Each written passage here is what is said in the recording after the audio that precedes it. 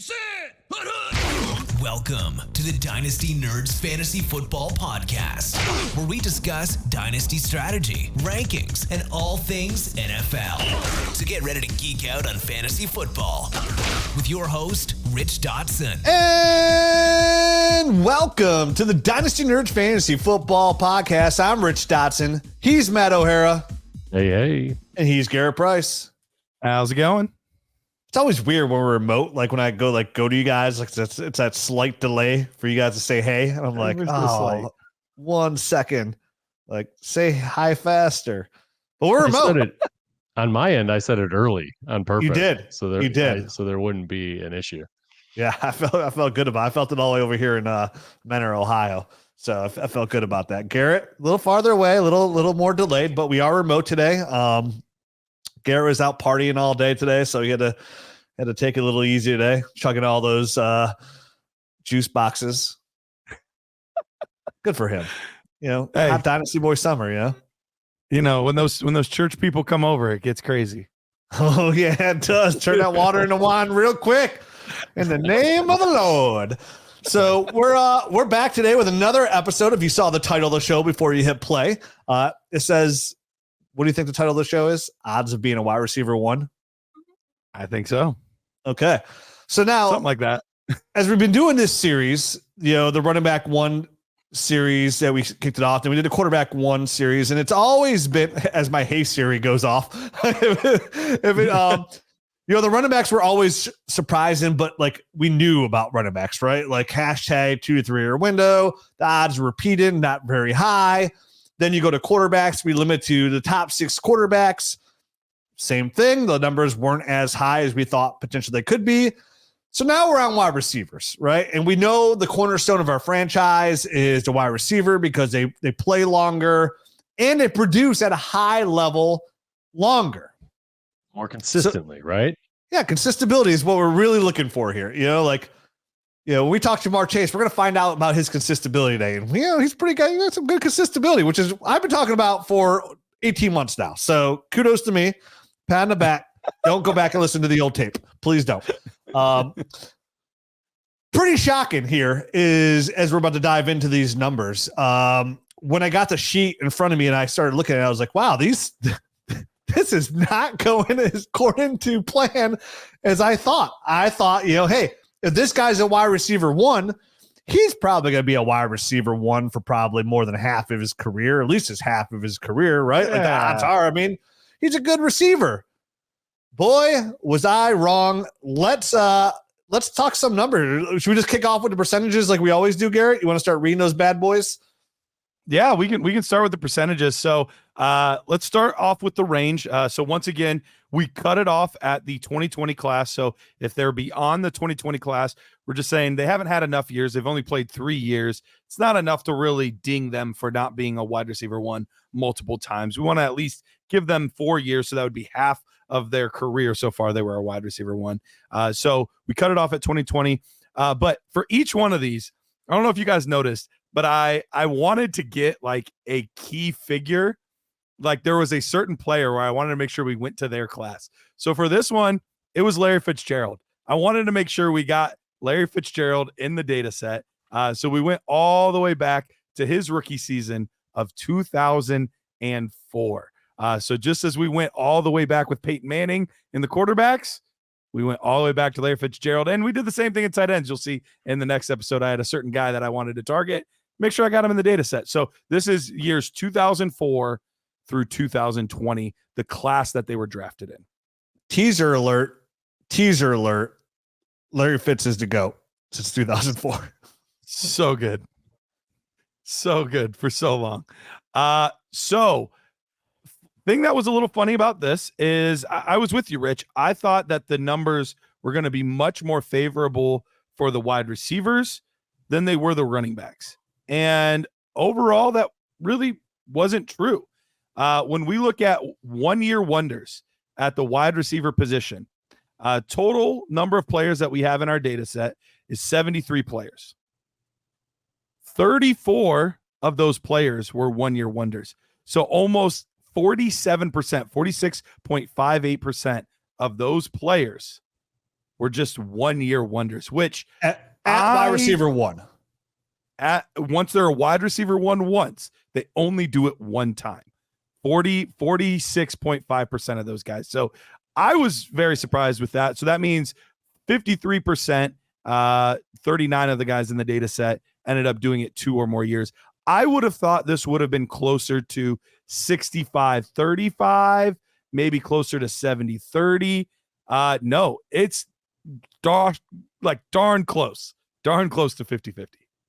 Yeah, I got to put a tweet out there in between shows going, what were the odds of a receiver being a wide receiver one after they did it once? Is it over or under 65%? I bet over wins. It might. It really might. Because I thought at least we were going to get a 60-40. I thought as high as 70-30, but that's not the case. And we'll go down year by year. But Matt, what are your thoughts on this? Because I know, we've talked about this on the show so many times about how consistent wide receivers are. And look, there are definitely examples of very consistent receivers in this data set. So I don't want to make it sound like it's impossible. Like there are still some very consistent ones, but there's plenty of guys that come in and leave just as quickly. No, big time. That was a huge takeaway, I think, that I pulled from this as well.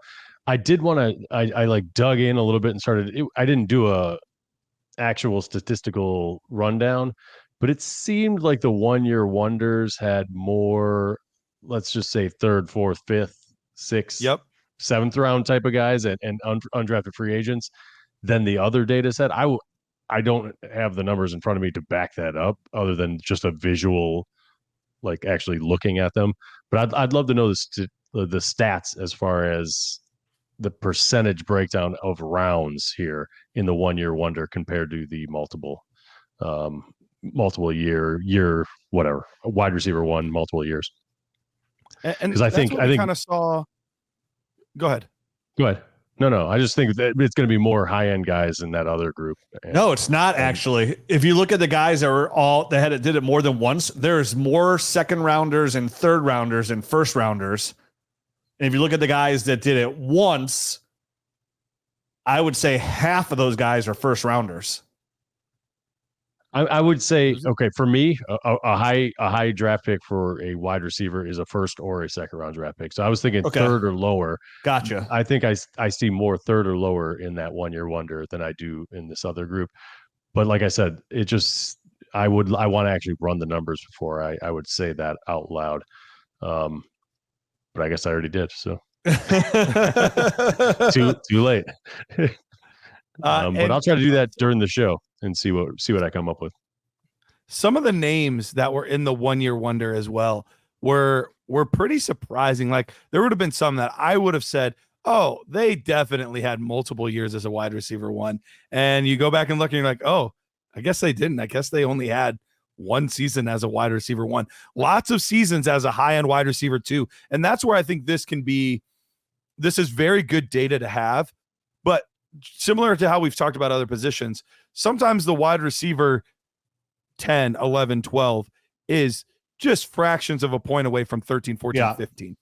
So it's not like they all of a sudden are bad wide receivers. It's just they don't sneak into that threshold again. But there's a couple of these guys, it's like, man, they have been top end wide receiver twos like 4 or 5 times, but they just didn't quite crack that wide receiver one. Yeah, like seeing a guy on the list here like Robert Woods, right? Like consistently like wide receiver 13 to 15 for like 4 to 5 years, was a wide receiver one just once. But you're right, some of these names are somewhat shocking. Like you see a name like DK Metcalf, he's only been a wide receiver one once. DJ Moore, a wide receiver one once. Deebo Samuel, only a wide receiver one once. Our boy Mike Williams, only a wide receiver one once. Like names that kind of like stick out to you and you kind of see there. Vincent Jackson, Brandon only Cook. a wide receiver one once. Brandon Cook, a wide receiver one once. So seeing names on there like you are, even like Jeremy Maclin, like he had some really good years there for the Eagles as a really good wide receiver 2, 1st round pick, wide receiver 1 once. That is it. But you're right, Garrett. Like a lot of those guys do end up finishing as wide receiver 2 high ends, which are still championship caliber players. And that's what still makes the wide receiver such a valuable position because of the longevity there. But like, again, we're talking like high end, like cornerstone pieces, right? Guys that you could put in your lineup, set and forget it, and they're championship caliber players that are going to walk you to the playoffs. And it turns out those numbers are pretty low. Like if you go back to the percentages, Garrett, before we get into these guys, how many years they did it, like you mentioned, the odds of you doing it 2 or more times is 53%. But then for you to go just 3 or more times, like that starts to drop pretty significantly here right out the gates. Yeah. Like it doesn't go like it's like, oh, just a little bit. And I want to kind of maintain what we've been saying through this show is it's kind of funny because some of those guys skew those numbers. So even this number drops down to 34%, like some of those guys that are doing it are like the Antonio Browns, the Larry Fitzgeralds, the Keenan Allens, right? So like it's not even a lot of guys doing it. It's mostly the same guys doing it. So what it seems like is once you get into the 3 years, it's the same guys that are kind of holding that number true. So if you want to read the rest of those percentages for the listeners. Yeah, absolutely. And we'll link this in the show notes there so you can click on it, see it for yourself. But at 3 or more seasons, it drops down from 2 or more is 53%. Then we drop down almost 20 percentage points down to 34%.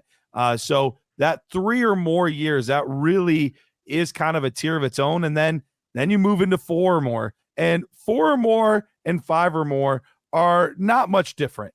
You have 16 players in one data set and 13 in the other. So it goes from 21.9% to 17.8%. So if you've done it 4 times, you're probably doing it 5 times.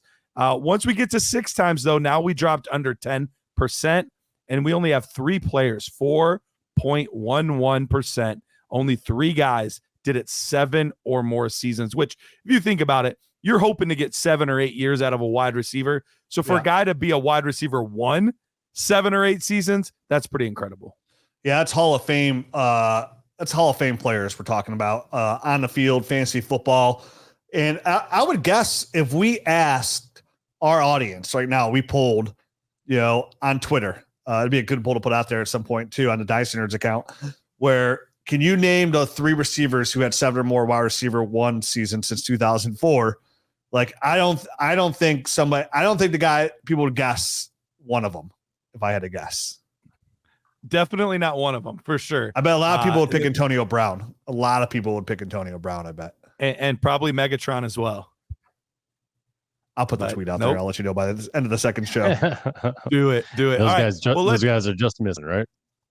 Just missing. So let's go ahead and get to that elite tier. Those guys that have done it 7 or more times, guys that have just been incredibly consistent over the course of their career. And all of these guys are looking at over a 50% clip of being a wide receiver 1. So that's some incredible numbers there. Hey, Nerd Herd, this is Rich Dotson. I've got some exciting news for you. Underdog Fantasy is back with their annual Best Ball Mania tournament. And this year, it's bigger and better than ever with a whopping $15 million prize pool. Best Ball Mania 5 is the ultimate fantasy football competition where you draft your team and then sit back and relax. No trades, no waivers, just your best lineup every week automatically set by Underdog. For just $25, you can enter for a shot at the grand prize of $1.5 million. Plus, there are tons of other prizes throughout the season, including $500,000 for the top regular season performer. And guess what? We've got a special offer just for our listeners. Use the promo code NERDS when you sign up, and Underdog will match your first deposit 100% up to $100. That's right. Double your money to get more entries and more chances to win. Don't miss out. Drafts are happening now, and entries close before the first game of the season. Head over to UnderdogFantasy.com or download the Underdog app, sign up with the promo code NERDS, and start your journey to fantasy football glory today.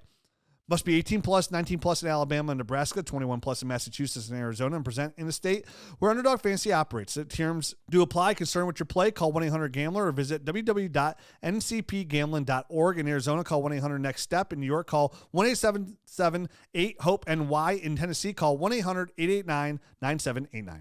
So guys that have done it 7 or more times. We have 2 guys at 7 and 1 guy at 9.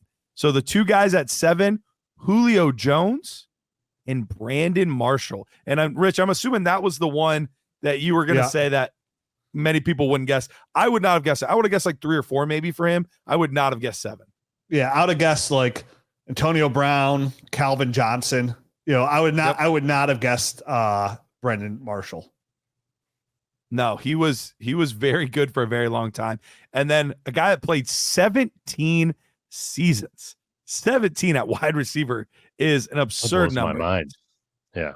I realized he played for a long time, but 17 years. That's incredible. He's got that Tom Brady effect. He really does. Like it's in there.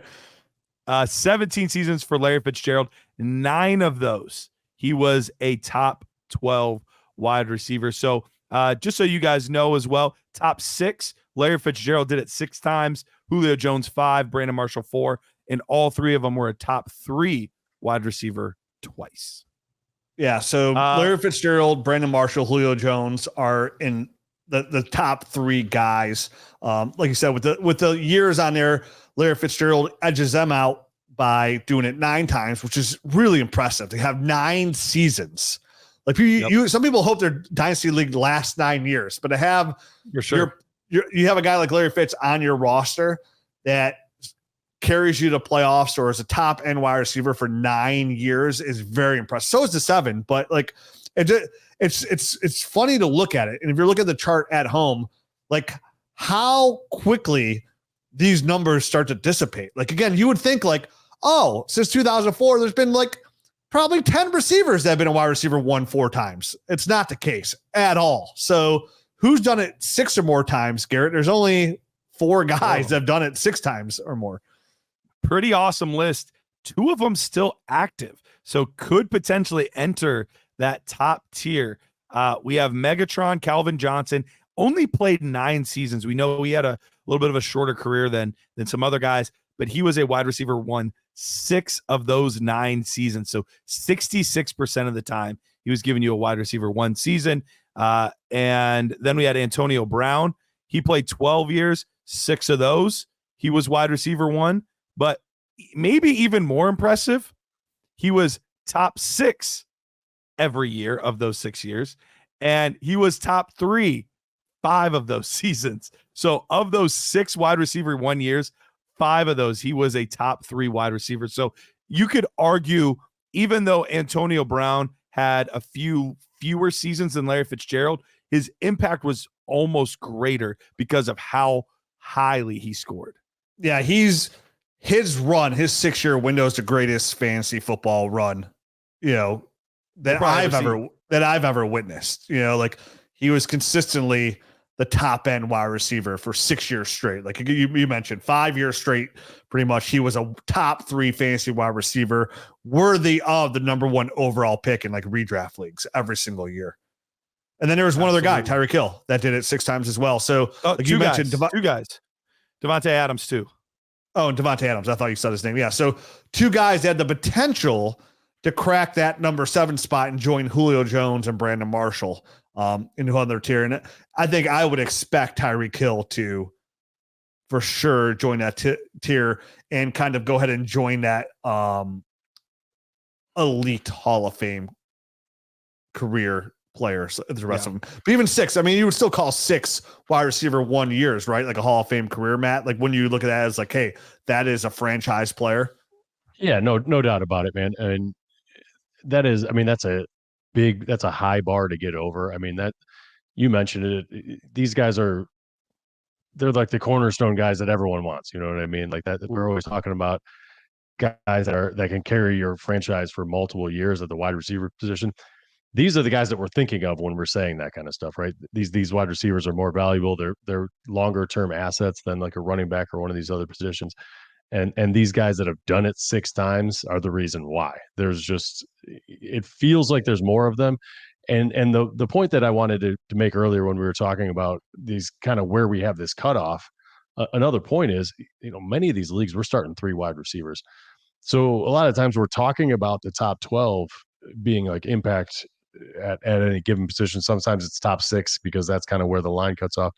I'll argue that wide receiver, you can extend that almost, halfway through the wide receiver twos, you know what I mean? Just to kind of have the same effect as one of these other positions would be on the top 12.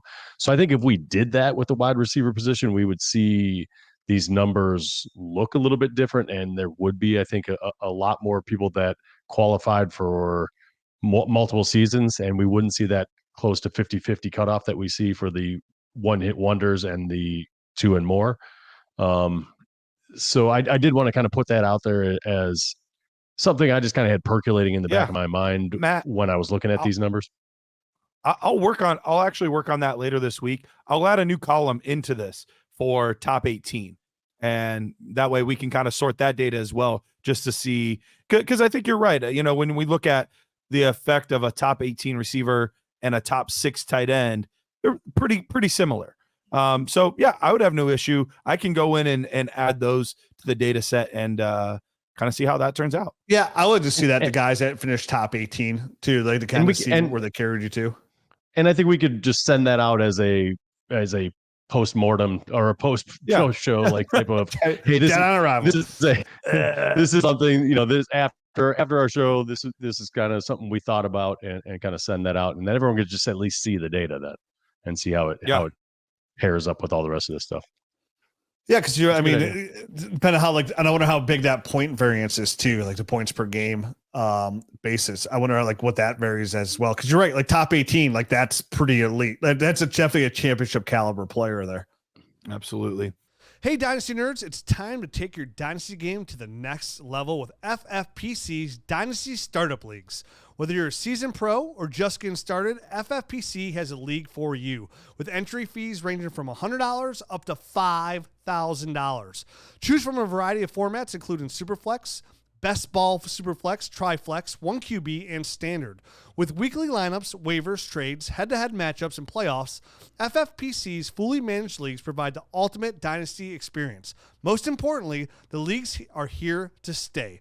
FFPC has never had a Dynasty league fold. They manage the entire commissioner experience, from buy-in management to fulfilling your orphans. FFPC is perfect place to expand your Dynasty league portfolio. And here's the best part. As a Dynasty Nerds listener, you can get $25 off any entry fee as a new member when you use the promo code NERDS. Head over to myffpc.com now to draft your team, manage your roster, and dominate your league with FFPC. That's myffpc.com. Promo code NERDS for $25 off any entry fee for new members. FFPC, where Dynasty dreams become a reality. So let's get to the 5 or more now. And we've got some really interesting names in this 5 or more category here. And yeah, I'll just get into it. So first one we got here, Roddy White. Not somebody I would have expected to be in this tier. I would have guessed like 2 or 3 maybe. But Roddy White actually had a pretty consistent career over 11 years. He did it 5 times. Wes Welker, an undrafted player. So the highest ranking of an undrafted player on this list is Wes Welker. He did it 5 times as well. Mike Evans with 5 of those. That one did not surprise me. He's been so consistently good over the course of his career. Keenan Allen. Keenan Allen did it 5 times in 11 years. DeAndre Hopkins did it 5 times in 11 years. And then last but not least, Stephon Diggs, 5th round pick 9 years ago. He did it 5 times as well. Wow. Yeah. And some of those numbers, you're like, wow, Wes Welker is a GOAT. Like one of the best ones you could have got since 2004. Yeah. Yeah. That was surprising to me as well. Cause I remember he had a run there, but I thought it was a shorter lived run than it actually was. And funny enough, his counterpart, Julian Edelman, I thought had a much longer run than he actually had. Julian Edelman only had 1 season of a wide receiver 1 finish. So I kind of put them together. I would have guessed they both had 2 or 3, but one had 5 and the other one only had 1. Yeah, that's a crazy number to see there. I was going to say something very similar, Garrett, that you were probably just in your head kind of mashing those two together and mixing up who was who. And because they were, same team, same, you know what I mean? Same system, same kind of position and usage out of both those guys. And what's crazy, what's crazier too, is there's 6 guys that did it and 4 out of the 6 are still active. Yeah. Yeah. Right. Absolutely. So there's room for more.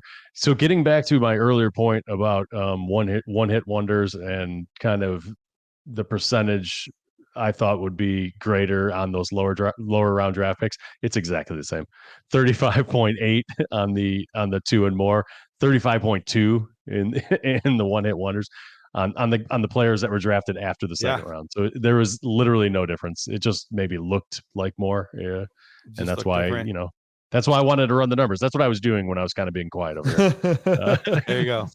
Running back definitely, you weren't on that show, Matt, but running back definitely did work out that way, especially for guys that we would have drafted in the first round of our dynasty drafts. Maybe not NFL first round draft, but guys that were first round picks in our dynasty drafts. The amount of guys that were on the 1 year wonders, most of those guys were fluky. They did it.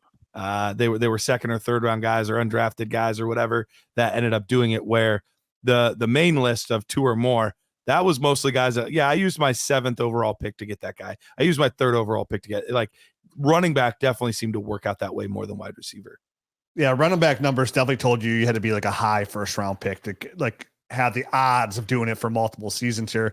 Receiver looks like it's like all over the place. Like some guys undrafted, some guys are waiver guys, some guys are you took in the 3rd round, second rounders. Like it really is all over the place when we see some of these names on here.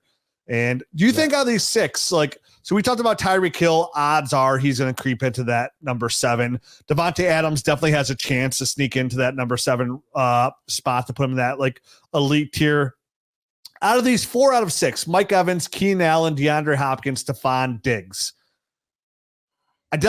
I think one for sure in Mike Evans, since he does it every single year, and he's got Baker Mayfield come back, has a chance to do it, and I hope he does because to really kind of more cement his status as like somebody who's been people in the dynasty community have been trying to sell for 6 years now for a first round pick, kind of like the Joe Mixon of running backs, essentially. Mike Evans, the Joe Mixon of running backs.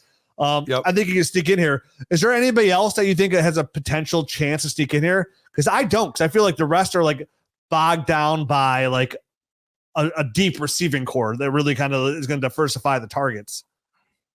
Yeah, I mean, I would be pretty surprised at this point. And even Mike Evans, like, I think it's an uphill battle. I think he likely will, but it's an uphill battle. But yeah, Keenan Allen in Chicago probably won't happen. Stephon Diggs in Houston, that's going to be a tough one. And then DeAndre Hopkins, he's just fallen off a little bit and just not as good of a situation in Tennessee as some of the others. So, I'd be surprised if any of them did it, but I think Mike Evans obviously has the best chance. Yeah, I think that is the guy with the best chance. And, obviously Hopkins also has competition now for targets with what's his name Ridley. Being there. Ridley. Thank you. I couldn't think of his last name. I think Nuke has a chance with Will Levis's arm and have like a guy like Calvin Ridley offset him, like target share. Like, I mean, depends where that number 1 coverage goes. I mean, Ridley's a little bit more explosive than Nuke's. I don't know how he would get that coverage from the cornerback. He might be one of those guys that kind of sneak in there, one like last hurrah, then fall off the face of the earth because he's that good. I mean, DeAndre Hopkins is a Hall of Fame receiver. Do either one of you guys remember offhand how many games Will Levis played last year? It was about half. It was about half. Okay. Yeah. He had about. I looked at his yardage. He only had about 1,800 yards. I was just trying to think. Like, is there even enough passing option? You know what I mean? Like is the opportunity even there for Nuke? Just because it's such a low volume. I think Tannehill went down like somewhere around like week 6, week 7, somewhere around there. I'm trying to find it now, but week 8 on is where he started. Okay. So still that is a chance. Maybe, 3,600-ish yards. I mean, listen, the odds are low. Listen, I can tell you right now, the odds of him doing it are about 9.59%. So those are the odds. I mean, so out of those 4, right, there's 4 guys. There's a 10%, so would you add those all up? Would it be 40% chance that one of them does again? Like a 40%? No, that's not how that works. I would say I know the formula. It's 9.5. It's like there's a depreciation. I don't remember exactly how it works, but I remember doing it. Like if all of these guys have a 10% chance, what are the chances that they like? I don't remember exactly. 1,000%. Exactly. So there's about a 10% chance that one of those guys, those four guys, there's a 10% chance that they repeat again, which aren't great odds. I would say there's a 15% chance that Mike Evans does it. I would say, yeah, There which we go. sucks all the percentage out for everyone else. Yeah, so it's 5% for everybody else. So 6 guys did it 6 times. How many guys did it 5 times, you may ask? Well, that number's 6 as well. Yeah, well, we Matt, just did the 5 actually. We're down to 4, we did right? Yeah. That's Oh, what yeah. we're I'm talking sorry. about. Yeah. I apologize. You're right. How many guys did it 4 times? Cut that number in half. Cut that number in half is what I meant to say. Only 3 people have done it 4 or more times. Like this number is like, that's like even a smaller range. So it seems like, and it says like the percentages show, right? Like once you do it 3 times, you drop all the way down to 34%. And it kind of shows here where even the guys that did it 4 times are pretty small window. And even then you're like, one of them makes sense. Well, I don't know when did AJ Green get drafted? Same year as 2011. Julio. So same year as Julio. Oh, it says right here next to his name. 2011. It's 2011. I just It's kind of shocking. Like AJ Green falls in that category of somewhat of a shock. Like, oh, AJ Green was only a wide receiver 1 4 times. Like that's kind of shocking. he was nicked up a lot though. You know what I mean? He did have a lot of like nagging injuries that would keep him out for short stretches, just probably enough to keep him out of being a wide receiver 1, just enough, you know? Yeah, probably. And this is total points. This is not points per game. You know, you would get different numbers if you did points per game, but I like it better this way because part of being a top tier player often is being able to stay healthy. And if you can't stay healthy, you're not much value to your team. Consistability. No, I think if you went points per game, this would be an odd feel to this show because anyone could be points per game for a short period of time and then just be gone. It does have to be, I think, for a full season for it to really mean something. Yeah, like that one guy who catches 1 pass for 99 yards. He's like, he averaged 99 yards receiving on the year. It's like, get out of here, turkey. So yeah, AJ Green, Demaryius Thomas, and Michael Thomas. So Thomas Green is how we're looking at this. And Demaryius Thomas, we all know he had a great career. Michael Thomas had a really good short window there. Obviously, he was a wide receiver 1 overall. And then AJ Green's kind of the guy that shocked me here. You know, I was like, wow, I really thought he would have been like that 5, 6 times. Like if you asked me, hey, how many times was AJ Green a wide receiver 1? I'm like, oh yeah, like 5 or 6 times. You know, like right around there. Yeah, no, just 4. Which, you know, when you're looking at, so it's kind of showing us too, Garrett. Like we talk about all the time. We go, you know, we always say hashtag 2 to 3 year window for running backs. It's really just hashtag 2 to 3 year window for your entire dynasty team, right? Like if you can stay competitive after that, you're doing a really good job managing your team and keeping it fluid with those players on your roster. And that's true. And looking at a guy like Demaryius Thomas, you know, 4 out of however many seasons, 11 or something, but he did them 4 seasons in a row. It was as soon as he did it once, he did it 4 times and then he was out. You know what I mean? So that was his window. That was it was slightly bigger than 2 to 3 years. It was 4 years. That was his window of his prime right there. So it is interesting. I mean, not everyone's like that, but you definitely come across that at times. And I would think at the wide receiver position, that would be fairly common as you kind of get into the league, get acclimated. Some guys take, you know, a couple of years to get acclimated, and then you kind of hit your stride and you know, you're kind of hitting the peak of your career. And then there's a little bit of a downturn where you're still useful, but maybe the team brings in someone else to kind of replace you because you're getting up there 28 years old, 29 years old.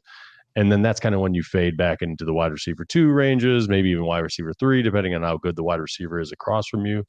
So I guess that might just be the natural life cycle. And we've kind of always inflated these guys a little bit, just thinking, you know, we're going to get 7, 8 years out of these guys, when realistically it's probably closer to 3, 4 years.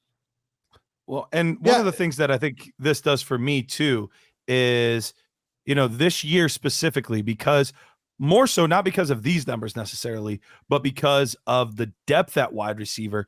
I've been finding myself taking those elite running backs more often at the beginning of my startups than I ever had before, just because there's so many wide receivers. I'm still getting a great one in round 6, 7, 8, whereas in round 6, 7, 8 at running back, it's gross, so the scarcity of it. But, this is kind of even helping me see that, yeah, there's some guys that can do it often, but they aren't as frequent as I thought originally. Yes. Go ahead. No, I was just saying, yeah, I was going to say what you're saying. Like, you're not really missing out on that much. You know what I mean? Like, you're not missing out on what you think you're really going to get. Like, yeah, you can get the wide receiver, but you can go out and get those guys, right? Like, you can go get wide receiver too. Like, we talked about Robert Woods on this show forever for like 3 years straight because he was such a value, right? Like, before him, it was a guy like Brian Hartline was like Jarvis Robert Landry. Woods beforehand. Jarvis Landry fell into that role. The guys are real consistent wide receiver twos. And those guys you get in your draft in like round 6, round 7, right? And like, we grab those receivers so early because they're so young, but like, you're right. Then you kind of bypass on those running backs when it looks like you're getting the same juice squeezed either way you want to squeeze it, right? Like any way you want to go, like you're still getting that same window, and there's no need to frown upon about the position because it all comes out at the end like spades, right? Like it's all coming out the same. Yeah, I think the only difference is once a running back kind of is past that 25, 26, there's only a few elite ones that are still going to contribute for your fantasy team. Wide receiver after 25 or 26, they're still going to contribute, and actually that's their prime then at that point. But we might only get 2 or 3 years of the high end production, but we'll still get another 3 or 4 years of good production, just not elite. So I think that's the only thing that kind of saves this a little bit is the longevity aspect. But short term, if you're looking to win now, I'm not necessarily prioritizing the elite receivers as much. I'm prioritizing those elite running backs. If you want a powerhouse team, essentially, like if you want to fill in with the whole, but like, what are you better off? Like having one wide receiver, a couple wide receiver twos, or like 2 running back ones and 3 wide receiver twos, right? Like to me, it sounds like, two running back ones and 3 wide receiver twos and a tight end, top 6 tight end. And I also want to shout out here, Michael Thomas, right? Like we mentioned Calvin Johnson earlier, 6 out of his 9 years. So 75% of his career, he was a wide receiver 1. Outside that big major foot injury, Michael Thomas was on pace for a really good career. Same thing. Played 7 years in the league, was a wide receiver 1 for those years. Like those are good percentages. When you see a lot of these guys that played, like even a guy like Antonio Brown, he was a wide receiver 1 6 times, played in the league 12 years, right? Like, so like shout out to Michael Thomas, where he had a really, again, short window, got taken down by injury, but he was on a path there to be like an all-time great fantasy football wide receiver. I remember that when I was intoxicated, Garrett made me take him in our Dynasty Nerds Invitational startup in the first overall pick, and then he immediately broke his foot. And thank you, Garrett, for that. Thank you. You're welcome. So you jinxed him. But anyway, to your point though, Rich, it says that he's played 7 seasons and 4 of them have been top 12 seasons. But he's been pretty banged up the past 3 years, and those have counted. You know what I mean? Like that. You're right. Those really shouldn't count against his production. I mean, they do because he's in the league supposedly, but he's not really. Well, one of those seasons, if they miss the entire season, so they don't have stats for that season, I did not count that season. So they had to have at least played a snap in that season. So the 1 year that he missed the entire year, I did not count that. Okay. But still, I mean, there were plenty of times when he was out there trying to get over this ankle injury. Right. And there's probably 2 seasons worth where he just kind of tried that and it just wasn't working. Correct. So those are skewed. I mean, there's no way to not count that for him and then count it for other people. So I understand why you did it. But I think you just got to kind of recognize some of those and go, okay, yeah, he actually is probably closer to 75% for being a top 12 guy for his when he's healthy, at least. Yeah. Well, let's get into the groups of 3 here. So these are guys that were a wide receiver 1 3 times, and a lot of fun names in this group, and even some current guys, of course. But let's start at the top here. Jordy Nelson, Des Bryant, who, I mean, I remember his window. His window, it was there and then it was gone. Like just as fast. He was so good. And then it was just nothing. Never a top three finish, though. Never a top three finish. That is correct.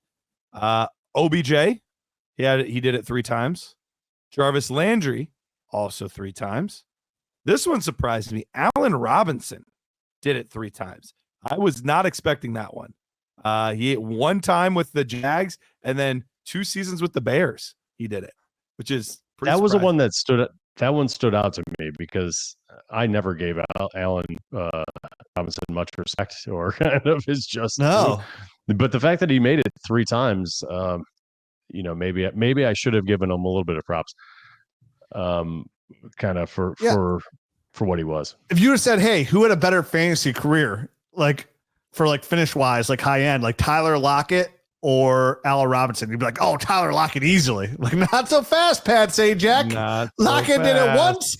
A-Rob did it 3 times. Hence why I kept getting all those crazy contracts. Like, why is he signing for the Rams for $10 million a year? Like, are they blind? Are they not seeing what's gone? And then Les Snead's like, whoa, Rich Dotson. He finished as a wide receiver 1 3 times. We're like, whoa, Les Snead. Now I know why you make the big bucks, baby. And Sean McVay's going through naming every single play. He caught this ball over him. He had a 6.5 points on one play. It was great. You know, he's just seen it. It was raining. There's a blonde in the left-hand corner. She looked fantastic. I'm like, wow, Sean, you're a genius. But yeah, shocker. Allen Robinson, shocker. I'm gonna have to make sure Peter does the Sean McVay impression for a YouTube short this week. Spot on impression. So after Allen Robinson, we have Adam Thielen, our second undrafted player on this list to do it 3 or more times. AJ Brown. So now we're in like the true current age. I know technically Robinson and Thielen are current, but don't expect them to be doing it again. But AJ Brown, he's only played 5 years in the league. 3 of those 5 years have been wide receiver 1 seasons. 2 of them have been top 6. A name that will surprise no one, Justin Jefferson. He's been in the league 4 years, done it 3 times. And honestly, he would have done it again this year had it not been for the injury. But we have to count that. But 3 years and only 4 years of opportunity is pretty impressive. And then technically, this player's not even supposed to be eligible for this because I cut it after the 2020 class. But he already hit the threshold. So I was like, I might as well include him because he already did it. I don't need to give him extra time. So Jamar Chase, 3 out of 3 years, he has been a wide receiver 1. Now, he's missed some games, but he's still put up enough points to be a wide receiver 1 every year, which is crazy. And that's what I like to call consistability, right? Like somebody's going to come in here year in, year out and give you high-end numbers. What Jamar Chase does as a professional wide receiver, and why you should consider not putting him ahead of guys like Amon-Ra St. Brown, is because every single year he's finished as a wide receiver 1. Kudos to him. And not even like overqualified too, right? Like, what a shocker, like that Jamar Chase has done it every single year, which puts him in a good class. So like obviously AJ Brown, Justin Jefferson, and Jamar Chase are on a clear path here to enter a very elite tier of wide receivers. And when you look at this as well, guys, what I'm kind of seeing here is it's the guys that finish as a top 3 receiver are the best chance to do it multiple times over the year. Because when you see these guys that have done it like only 3 times, only one guy was a top 3 guy. 1, 2, Justin Jefferson and Jordy Nelson are the only 2 guys to be top 3 guys. But when you go from 4 above, those guys were all, for the most part, at least half of those guys were top 3 receivers at least 2 times. Yeah. On there. But all of them were top 3 at least once, Rich. All of them. Yes, all of them were top 3 at least once. Yep. So and it says something for a guy like CeeDee Lamb, right? So once you finish in the top 3, that's the statistic that you can lean on. We're going, oh, this guy finished top 3. Like the odds of him having a long, successful career, odds are pretty high that he will be a long-term asset for your team by just finishing in the top 3 one time. It's going to improve his odds to be a wide receiver 1 for multiple times and kind of jump into that top 35% is what I'm seeing here by the numbers. Yeah, I think that's absolutely true. Yeah, I think it's a very good indicator.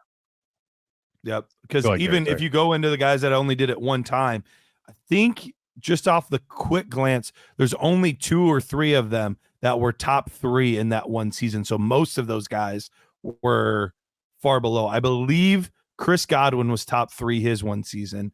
And I believe Josh Gordon was top 3 his one season. I think Josh Gordon was number 1 overall that year. I think he was, or he was 1,600-yard big touchdown. So marijuana took him down. So, but I would say that that does it. What that tells me is it increases the odds of Chris Godwin being a wide receiver 1 again. You know what I mean? Like if I had to look at the active guys on here, like I would say, oh, pick one of those guys. Like, well, Chris Godwin was a top 3 receiver. Odds are that he'll be a wide receiver 1 again at some point. Again, he got moved to the slot this year, and that offense should be pretty good. Should see a lot of targets here. Chris Godwin should eat this year. If he's going to make it, though, is Mike Evans also going to make it into be a wide receiver 1? Right? Listen, the way I look at life is if Baker Mayfield is your quarterback, anything is possible. Anything is possible. Sing it, Kevin Garnett. So yeah, I mean, odds are there for him. And then DJ Moore just finished the wide receiver 1 as the top 3. So I like that. But I'm just looking at these numbers. Some of these are kind of very indicative of what are their odds? How do we separate these guys from the rest? And it's the top 3 numbers. So Justin Jefferson already has 1. But again, he's Justin Jefferson. So it's no need to worry about it. And we see these guys, all 3 of those guys right now are young and top 6 dynasty assets. You could argue Chase and Justin Jefferson go 1, 2. I know CeeDee Lamb has jumped them. CeeDee Lamb will probably make this list here pretty soon as well. But I really like the fact that those elite guys that are finished the top 3 are probably some of the most consistent guys you're going to get on your roster. It kind of goes back to you, Garrett. We're talking about that number is somewhat skewed at 35% because it's the same guys that are really in there. It's only a handful, but it's the same guys year in and year out. Absolutely. Now let's get to the range of 2. So guys that they did it one time and they were able to just eke out one more wide receiver 1 season. Marquise Colston, he did it. We have Greg Jennings, who I can't see the name of Greg Jennings and not think of him putting the team on his back with the broken leg in that Madden video. That's always what I think of when I think of Greg Jennings. Deshaun Jackson, only 2 seasons. He's another one that I think off of, if I would have just gone off memory, I would have said, yeah, he probably had 3 or 4 seasons as a wide receiver 1, but he only had 2 as a wide receiver 1. Mike Wallace, former Steelers wide receiver, he had 2 of them. Hakeem Nicks, surprised that he was on this list. Did not expect to see him here. He had 2 seasons as a wide receiver 1. Yeah. Yeah. Eric Decker had 2. Alshon Jeffrey had 2. T.Y. Hilton had 2. Golden Tate had 2. And Doug Baldwin had 2. Now, all of those guys are retired. All of those guys, so it's a short list of 2, which is kind of surprising. You would think there would be plenty of guys that would be in the 2 range right now. What we have in the league right now is guys that are either currently doing it or not. We don't have many that are working their way up. Only 3 guys that are current players have only done it twice. We have Cooper Kupp, which he could still do it. Still in the realm of possibility. 4 guys. Or sorry, the Coopers, they're right next to each other, and I missed one. They are right next to each other. Amari Cooper, another one, similar boat as Cooper Kupp. Both a little bit older. Both have a little more target competition now than they did in previous years, but both still could have the possibility of doing it. But I think all 4 of them can. I think all 4 of these guys can finish as wide receiver 1s again. It's definitely possible, but the next 2 you feel really good about. Feel really good about their odds. CeeDee Lamb, he's done it twice over his 4-year career, and Amon-Ra had to do the same thing that I did for Jamar Chase because he did it twice so early in his career that he's technically not even eligible yet, but he already hit the threshold anyway. So we put him in the list. So he has 2 top 12 seasons, and one of those being a top 3 for both CeeDee Lamb and Amon-Ra St. Brown. And it's why I have Amon-Ra St. Brown ranked higher than Jamar Chase in Dynasty. Because he's obviously going to be a wide receiver one multiple years. Yeah, consistability right there. You know, 3 out of 4 years, but like consistability at a high level, right? Top 3 finish. Like kudos to you, Amon. Sign that large contract. And obviously see Lamb has done it twice, but he's been a top 3 receiver once. And it's funny because like all those guys, Cooper Kupp, C Lamb, and Amon-Ra St. Brown, all were top 3 guys. So like, again, it kind of makes you say like if Cooper Kupp come back, like he has a chance to finish as a wide receiver one again because he has that top 3 finish. I'd say like the only person that did it, the only active player that was didn't do it 3 times that was a top 3 guy is Justin Jefferson, and we expect him to get here. So everybody else, and then outside of Chris Godwin, has done it 3 or more times. So maybe Cooper Kupp can kind of get in there one more year to kind of keep that statistic alive and living well. But you're right; these are active guys that we believe, and the rest of the guys are just kind of like, oh yeah, I saw those guys come and go. You know, they fly by the wayside. But still, overall, a pretty small list. And like some of these, like you said, some of these guys on the list are shocking. You know, like you look back, like Eric Decker, Mike Wallace, they're old enough that you're like, oh wow, really? You know, Alshon Jeffrey, such a small window. Allen Robinson kind of blew my mind. Like Matt said, 3 or more. But still, like when you look at the overall list of like 40 guys, essentially, you're like, man, in 20 years, that's all we got. Wide receiver ones, just 40 guys. That's like a small list in 20 years. Like it does kind of like this whole show kind of does takes you back a little bit and go, man, have I been viewing this like all wrong? Like have I been completely like misled by the numbers? And we talk about it all the time on this show too. Like people throw it out there. Oh, a running back 1, a wide receiver 1 all the time. We're like, dude, there's only 12. Like who are they replacing? And we say it all every year. We do it like, hey, is like right now, like, hey, is Justin Jefferson coming out? No. CeeDee Lamb coming out? No. Jamar Chase coming out? Obviously not. His consistability is off the charts. Amon-Ra St. Brown? No. That's 4 guys. Okay, Tyreek Hill, is he coming out? No. So when we talk about guys like Malik Neighbors, Marvin Harrison Jr., right, coming to the league and like, oh, they're wide receiver 1s for sure. They're gonna be a wide receiver 1 for many years. Like, okay, who are they overtaking? Because there's only 12 of those guys. And this data shows us then it's hard to be one of those guys more than even twice.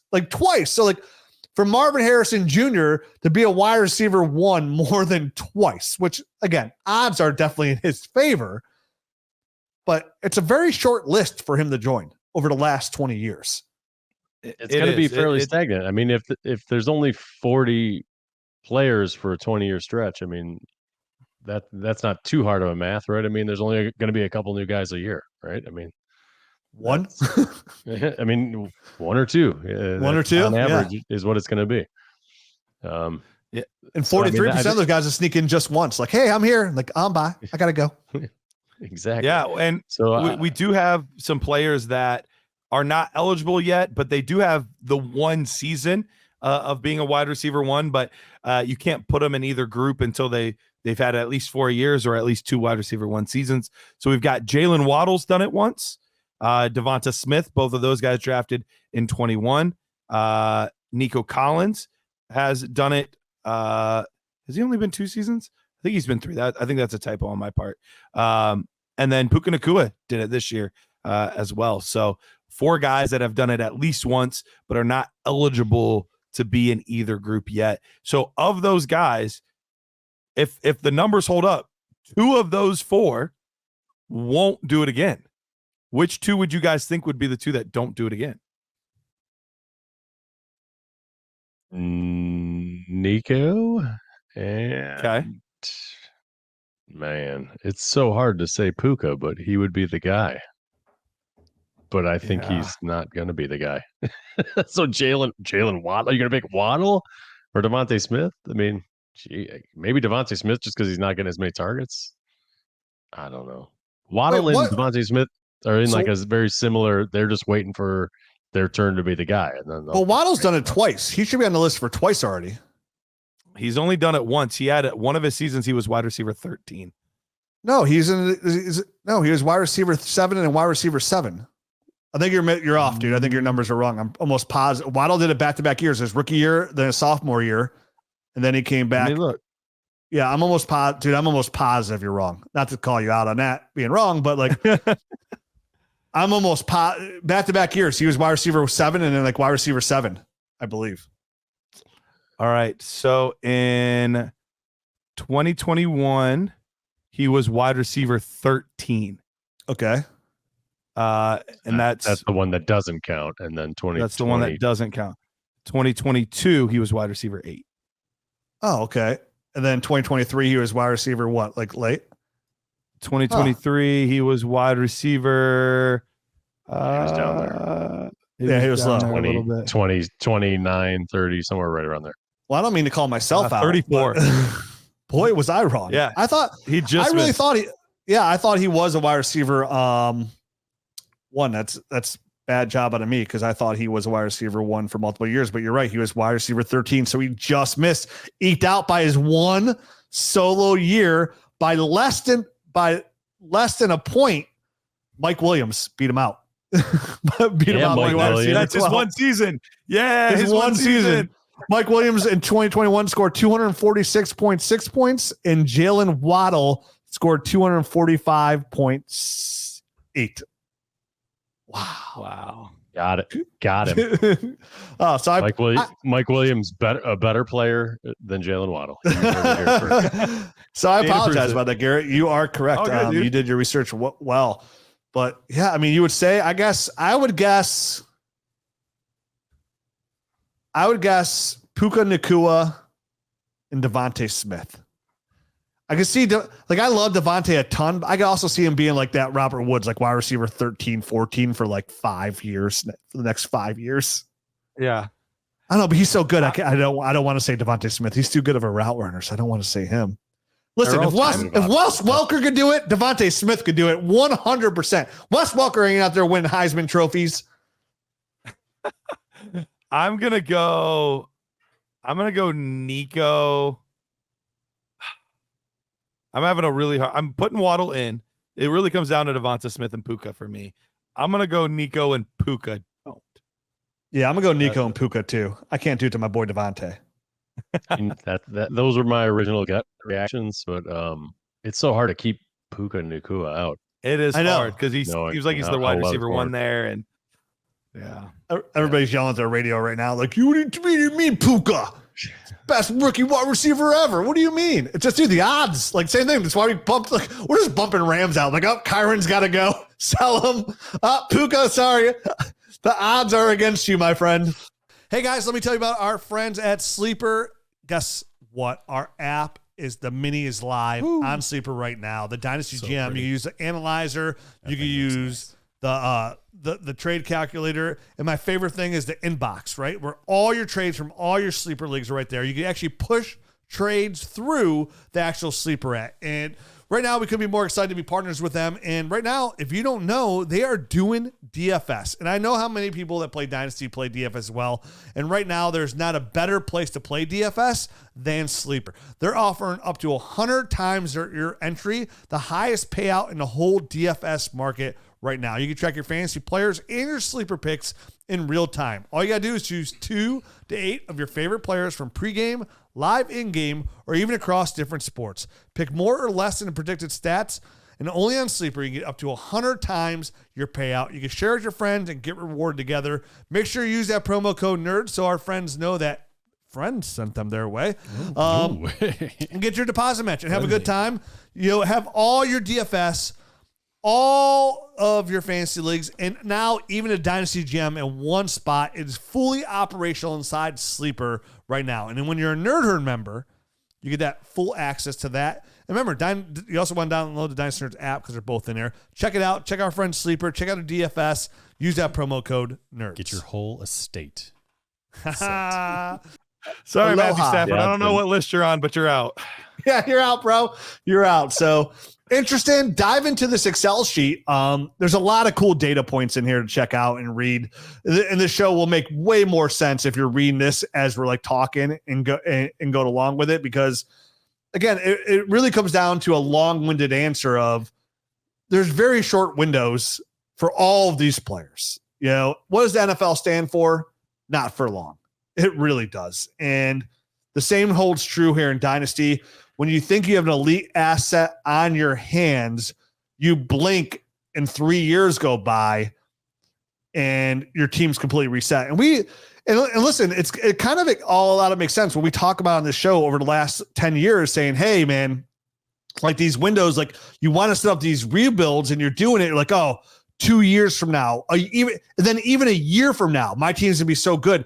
Things change so quickly. And all the data here points to that. Like the team that you have, it's going to look drastically different a year from now for whatever reason it may be. Maybe it's an injury to that player. Maybe it's injuries to players all around that player. And it kind of goes back to our main point. And the next show when we do tight ends, we're going to we have an overview chart of all this together we'll talk about. But like this really hammers home what I've been preaching on this show for 10 years. When the opportunity presents itself in late November for your team to win a championship, do not hesitate to go all in. Do not hesitate to overpay or what some people might consider a slight overpay for a player to go get that trophy because these windows are so small. And it goes to show like when a guy like Matt, when you three-peated, I have a chance to three-peat in Ohio Dino this year. To win 2 championships in a row or to be the GOAT and win 3 in a row, like what a huge accomplishment to put all those pieces together to have it run like that and get the most out of all those players in that one window, because it goes to show like it's so hard to build something that pretty, to roll through that window for 3 years, for those 36 months, because it's so hard because it's always changing. It's always evolving. So if you could somehow acquire that asset that you think is going to fill into that Devontae Adams role, that Tyreek Hill role, like don't be afraid to like pay a lot for it or overpay for it to get that on your team. Definitely with like middle and assets to build that championship caliber team. Don't be afraid to go get that older veteran. Like we mentioned before, like when people were selling the Mike Evans and the Joe Mixons, like, yeah, he'll be a wide receiver 1 this year, but he's only got like 2 years left. Okay, I'm not even worried about 2 years down the road. I'm worried about right now. So is he a running back 1 right now? Is he a wide receiver 1 right now? Do I see that consistability coming out week in, week out on the field where he's showing me? Here we are in week 11, week 12, as we get closer to our fantasy football playoffs where he's producing. If the answer is yes, don't be afraid to go out there and get it. And don't be afraid to sell in the future, right? Like a 26th first, right? But like, oh, it's still a first round pick. And that holds extreme value. That's 2 years down the road. And it's almost meaningless, right? Whether it's not, I don't want to say it's meaningless because it does matter, but it doesn't even come close to mattering as of right now in the window you're in now. And I see it too many times in leagues that I'm in and on Twitter when, yeah, man, I could have got Joe Mixon, but he wanted a first, and I'm not paying a first for Joe Mixon. Why? Because the community says he's not worth a first? Because people on Twitter say he's not worth a first? People in your league mates might laugh at you? None of that matters, man. It's all about the ships. We've been saying it here for 10 years. Nothing else matters but the championship. And what these last 3 shows have shown me, and I already got a peek at the next show we're doing tomorrow on tight ends, and the overview graphic that Matt made is these windows are too small to let it fly by in the wind, right? You gotta carpe diem. You gotta carpe diem. Beautiful. Thank you. Thank you so much. I'm moved. So good. I mean, again, I love the show. It's a great, it opened my eyes and kind of like cemented some of the things we've been talking about. Like Matt, I mean, you and I have been preaching this for literally 10 years, Matt, like 10 years. So it's kind of cool to see like a lot of the data coming through and kind of cementing that flag into the ground of what we've been preaching for 10 years. Oh yeah, no doubt, man. And you mentioned it, I think a couple of shows ago. And you're kind of bringing that up again now, but when you've been talking and you see these things without the numbers, but you can still see patterns. We all recognize them. You know what I mean? Without the numbers, that we're human beings. We're kind of built to do that kind of stuff. But then to see the numbers come out and kind of flush out a lot of the same thoughts that we have, I think it's just justifying. It makes you feel like, your hunches had something behind them. So I love these kind of shows. they're rewarding, but at the same time, you want to keep your finger on the pulse, right? I mean, the trends in the NFL, they change, they evolve, everything kind of ebbs and flows. So it's important to kind of take this stuff for what it is now, what it was in the past, and kind of see where it's going in the future. And keep your finger on the pulse of the NFL, because stuff changes over time, and there will be slight variances. I think a lot of this stuff rings true for a good long time, but there will be slight variances in all these positional values, and just kind of how many players we see coming in at certain positions. We're starting to see a bigger flood of tight ends and stuff like that come into the NFL. Where in years past it was a much scarcer landscape. So I don't know. There's a lot of good value in a show like this that you can kind of pull out for now, but also kind of learn stuff for the future. The league's ever evolving, right? It's a passing league, so it's going to give more opportunities for receivers. You would think like, to produce that high end, but at the same time, it gives more opportunities for the receivers to sneak in to be that wide receiver one time, because maybe like since the league throws it so much and a couple guys get hurt around them, they're just like flooded with targets, and all of a sudden they catch a whole bunch of footballs, and then they're kind of like the Mike Davis running back one year. Like you always have those kind of guys seeking there. We always see those running back ones, like those pass catcher running backs that we talk about. We mentioned on that show, you weren't here, Matt. Like if you're a pass catcher running back, like the odds of you, for you outside of like Adrian Peterson, Derrick Henry, if you're not catching passes, the odds of you being a running back one multiple times are almost slim to none. So yeah, there's a lot of data points, and the NFL is always evolving. They're always changing rules. The league's changing. Players are getting better. We're seeing a way more influx of talented young receivers coming here. We already see at the bottom of this list now a ton of young, talented dynasty assets that can easily climb into this list. And I can't wait till we do this show 3 years again from today. So in 2027 to see how this list might have changed, or if the numbers are still all the same. Like it's gonna be fun to see it evolve as we do this too. And I really look forward to doing this show like every couple of years now, as long as we're still doing the show. It's gonna be fun to see if it really is just consistent. And it hard to say not to over a 20-year window, but like you said, Matt, the league has changed so much over 20 years. We can't use that as this is a stone thing, right? Like this is etched in stone, because we don't know what the league's going to look like in the next 10 years, let alone in the future, or how many games they're going to be playing or what's going on. Yeah. And it will be great to see where the active guys are. They're on this list, how high up this list do they get to climb? Do the Justin Jeffersons, the AJ Browns, the Jamar Chases, are they up in that 5 to 6 range the next time we do this show? We'll see. You know what I mean? The injuries can happen at any time to any of these guys. They might be sitting there stuck in neutral for the next couple of years, like a Michael Thomas. You know what I mean? Like guy that after 4 years, we would have thought for sure by the end of year 7, he's going to be up in that 5 or 6 range. You know what I mean? But stuck at 4, and he's going to be there basically forever. You know what I mean? It's for as long as he's on this list, he still qualifies for this list. He's going to be stuck at 4.